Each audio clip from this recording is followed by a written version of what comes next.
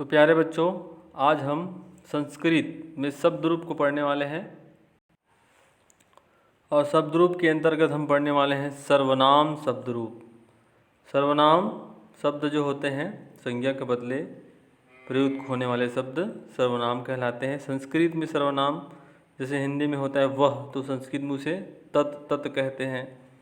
यत यत माने जो होता है, एतत् माने यह, इदम माने यह, अस्मद् युष्मद्, सर्व माने सभी। तो संस्कृत के शब्द रूपों में आज हम पढ़ने वाले हैं एतत्। एतत् का शब्द रूप। तो चलिए प्रारंभ करते हैं।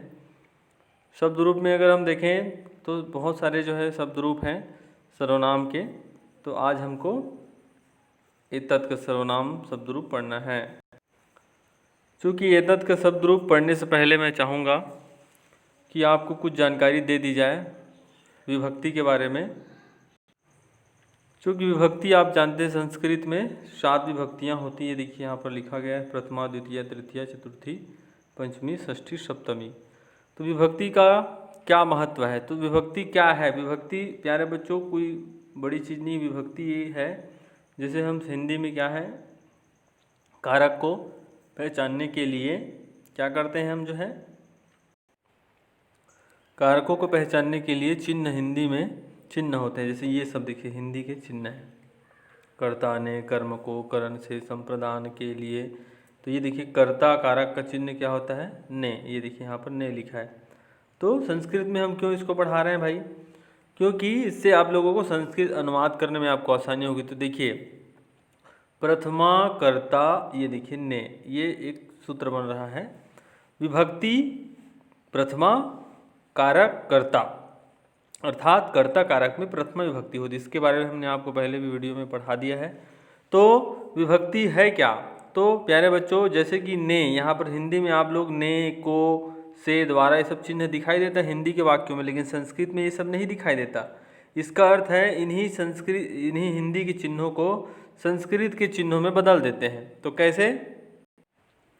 जैसे कि आप यहाँ देखिए लिखा हुआ है तद, तद का शब्द रूप। तो तद के शब्द रूप में आप देखिए जैसे तद को प्रथमा विभक्ति में अगर बनाएंगे तो पहले इसका मूल शब्द होगा सह। तद का मूल शब्द क्या होगा प्यारे बच्चों? श होगा, श। तो स का प्रथमा विभक्ति की पहचान करने के लिए उसमें क्या लगाया गया है? अहा। औ की मात्रा देखिए यहाँ पर ए की मात्रा।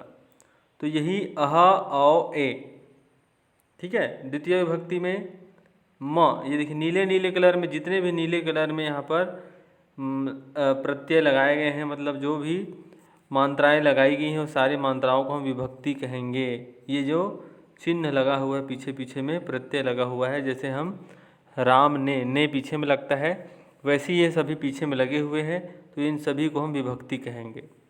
तो इस तरह से 7 विभक्तियों का अलग अलग रूप होता है। जैसे तद का रूप है, तो एतद का हम शब्द रूप पढ़ने वाले हैं हम एतद। तो एतद को पढ़ने से पहले हमें तद को समझना पड़ेगा। तो तद माने क्या होता है प्यारे बच्चों? तद माने होता है संस्कृत का हिंदी में होता है वह होता है। तो ये देखिए प्रथमा विभक्ति, किसी को अगर पुकारना है वह, तो संस्कृत में हम एक व्यक्ति को बोलेंगे शह।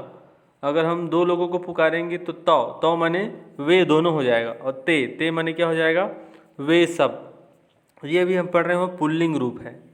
तो प्यारे बच्चों आप लोग समझ रहे हैं।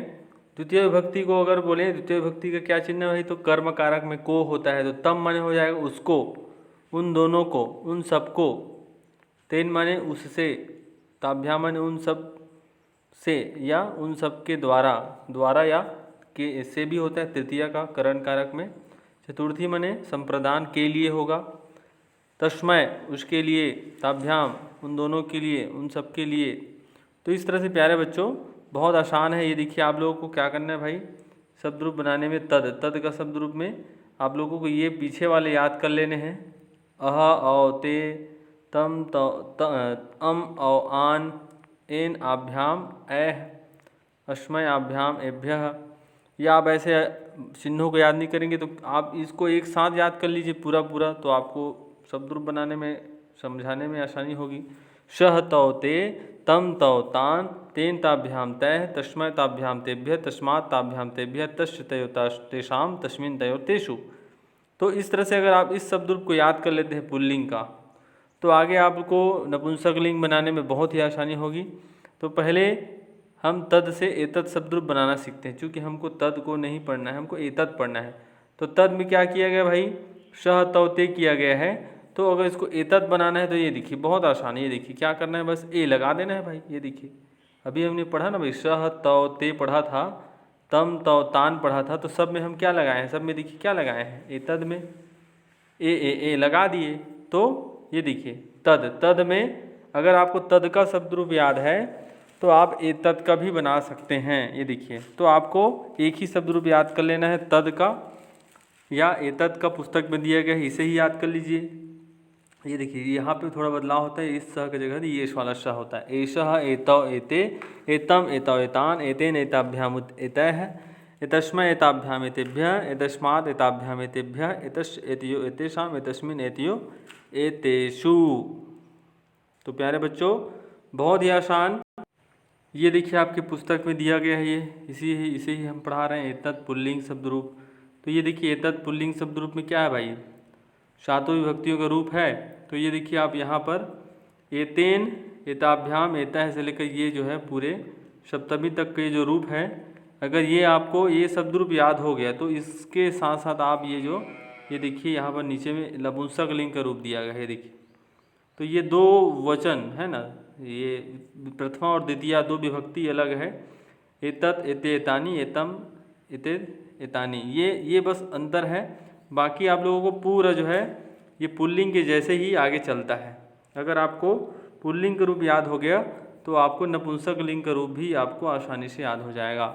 तो आशा है प्यारे बच्चों ये शब्द रूप आपको समझ में आया होगा। इसे याद करिए, परीक्षा में किस तरह से पूछा जाएगा भाई, इसे फिल इन द ब्लैंक बना दिया जाएगा, इसे फिल इन द ब्लैंक बना दिया जाएगा, इसे फिल इन द ब्लैंक। आपको इसे याद रहेगा तो ये आपको ये फिल इन द ब्लैंक में भर देना है। तो आपको कंफर्म याद करना है कि प्रथमा में एषः एतौ एते है, पंचमी में एतस्मात् एताभ्याम एतेभ्यः है। तो ये पूरा शब्द रूप अगर आपको याद हो जाता है तो आप आसानी से पूरे नंबर प्राप्त करेंगे। धन्यवाद प्यारे बच्चों।